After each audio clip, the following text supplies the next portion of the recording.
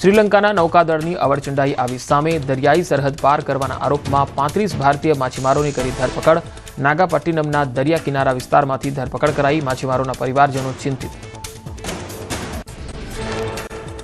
બનાસકાંઠાના પાલનપુરમાં બસમાં મુસાફરે કર્યો આત્મહત્યાનો પ્રયાસ। બસ સ્ટેશનમાં દાહોદ પાલનપુર બસમાં ટી-શર્ટ કાઢી ગળે ફાંસો ખાવાનો કર્યો હતો પ્રયાસ।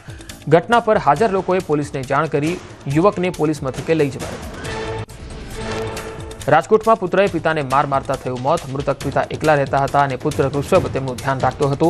પિતા નશો કરીને આવ્યા હતા, જેના કારણે ઝઘડો થતા પુત્રએ તેમને વારંવાર નશો ન કરવાનું કહી માર માર્યો। પોલીસે પુત્રની અટકાયત કરી કાર્યવાહી હાથ ધરી। ભાવનગરના મહુવામાં લૂંટ વિથ મર્ડરની ઘટના બની। 77 વર્ષના વૃદ્ધનું મોઢું અને ગળું દબાવીને હત્યા કરી। કાનમાં પહેરેલ સોનાના ઘરેણાની લૂંટ કરીને અજાણ્યો શખ્સ ફરાર થયો। ઘટનાને લઈ મહુવા ગ્રામ્ય પોલીસે વધુ તપાસ હાથ ધરી। મહેસાણામાં શેરબજારમાં રોકાણના નામે છેતરપિંડી કરતી ટોળકી ઝડપાઈ। વડનગર સ્માર્ટ પોલીસે 3 આરોપીઓને ઝડપ્યા। આરોપી માર્કેટ પ્લસ નામની એપ્લિકેશનમાં શેરબજારની વધઘટ બતાવી આપતા હતા લાલચ। અમદાવાદ પૈસા ભરેલ બેગ લઈને ફરાર થઈ જવાના મામલે આરોપીની ધરપકડ। અસલાલી પોલીસે કારના ડ્રાઈવર દશરથ બારોટની ધરપકડ કરી। સમગ્ર ચોરીની ઘટના સીસીટીવીમાં કેદ થઈ। BMW કારમાંથી બીજી ગાડીમાં પૈસા ભરેલો બેગ મૂકી ફરાર થયો હતો આરોપી। દેવું થઈ જતા ચોરી કરી હોવાની કબૂલાત। વેપારી જોડે 7 મહિનાથી ડ્રાઈવર તરીકે રહેતો હતો નોકરી। વલસાડના વાપીમાં તસ્કરોનો આતંક યથાવત। તસ્કરોએ ચલા વિસ્તારમાં આવેલી રોયલ ડ્રીમ સોસાયટીમાં ચોરી કરી તસ્કરો ફરાર થયા। બંધ ફ્લેટને નિશાન બનાવી સોના ચાંદીના ઘરેણાં અને રોકડ રકમની ચોરી કરી। પોલીસે વધુ તપાસ હાથ ધરી। પાટણના મહેમદાબાદ ગામે ઠાકોર સમાજનું બંધારણ ઘડાયું। શુભ અવસરે દેખાદેખીમાં થતા ખર્ચાઓ અને કુરિવાજો પર પ્રતિબંધ મુકાયો। લગ્ન પ્રસંગોમાં ડીજે, વિડીયો શૂટિંગ જેવા ખર્ચાઓ બંધ કરવાનો નિર્ણય। મામેરા માટે 11,000 થી 1 લાખ સુધીની મર્યાદા નક્કી। ભારતનો સૌથી મોટો કોમ્યુનિકેશન સેટેલાઇટ લોન્ચ। ઇસરોએ CMS-03 નામનું સેટેલાઇટ લોન્ચ કર્યું। શ્રીહરિકોટાના સતીશ ધવન સ્પેસ સેન્ટર પરથી લોન્ચ કરવામાં આવ્યું। સેટેલાઇટનું વજન 4,400 કિલોગ્રામ હોવાનો અંદાજ।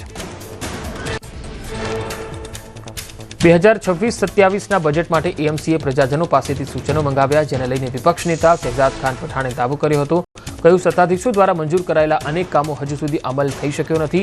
દર વર્ષે કરોડો રૂપિયા વાપર્યા વગર રિવાઇઝ કરવા પડે છે। વિપક્ષના આક્ષેપોને સત્તાધીશોએ પાયાવિહોણા ગણાવ્યા। AMCની સ્ટેન્ડિંગ કમિટીના ચેરમેને કહ્યું, વિપક્ષ માત્ર આરોપમાં માને છે, બજેટના સૂચનોનો અમલ થયા જ છે। ચાલુ વર્ષના બજેટમાં 85% કામ પૂરું થયું, અન્ય કામો હાલ પ્રગતિમાં છે। વલસાડ રેલવે સ્ટેશન સુધી પહોંચવા માટેનો વર્ષોથી બંધ પડેલો ઉડુપી હોટલ પાસેનો માર્ગ જાહેર જનતા માટે ખુલ્લો મુકાયો। રસ્તો ફરી શરૂ થતાં સ્થાનિક લોકોએ ઢોલ નગારા વગાડીને પોતાની ખુશી વ્યક્ત કરી। રસ્તો ફરીથી ચાલુ થતાં ટ્રાફિકની સમસ્યામાં રાહત મળશે। ગિરિમથક સાપુતારાના સ્પોર્ટ્સ કોમ્પ્લેક્સ ખાતે સ્ટેટ એથ્લેટિક્સ સ્પર્ધા યોજાઈ। રાજ્યમંત્રી ડોક્ટર જયરામ ગામિતના અધ્યક્ષ સ્થાને સ્ટેટ એથ્લેટિક્સ સ્પર્ધાનો કાર્યક્રમ થયો। ગુજરાત વિધાનસભા નાયબ દંડક વિજય પટેલે કાર્યક્રમમાં ઉપસ્થિત રહી શુભેચ્છા પાઠવી ખેલાડીનો ઉત્સાહ વધાર્યો।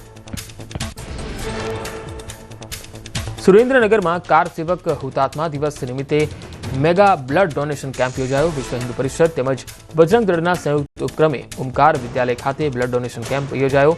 કાર સેવામાં વીર હુતાત્માની યાદમાં બ્લડ ડોનેશન કેમ્પનું આયોજન। અમદાવાદના કાંકરિયા તળાવમાં બોટિંગ ફરીથી શરૂ થશે। હરણી બોટ કાંડ બાદ તળાવમાં બોટિંગની સુવિધાઓ બંધ હતી। હવે ફરીથી બોટિંગ શરૂ કરવા માટે મોટો નિર્ણય કરાયો। મુલાકાતીઓ બોટિંગનો લાભ ઉઠાવી શકશે। જામનગરના ધ્રોલ પંથકમાં માવઠાના કારણે કપાસના વાવેતરમાં વ્યાપક નુકસાન। કપાસના ઊભા પાકમાં આવ્યો સુકારો। પાણી લાગી જતા ઉત્પાદન પર અસર। ખેડૂતોએ સરકાર પાસે કરી સહાયની માંગ।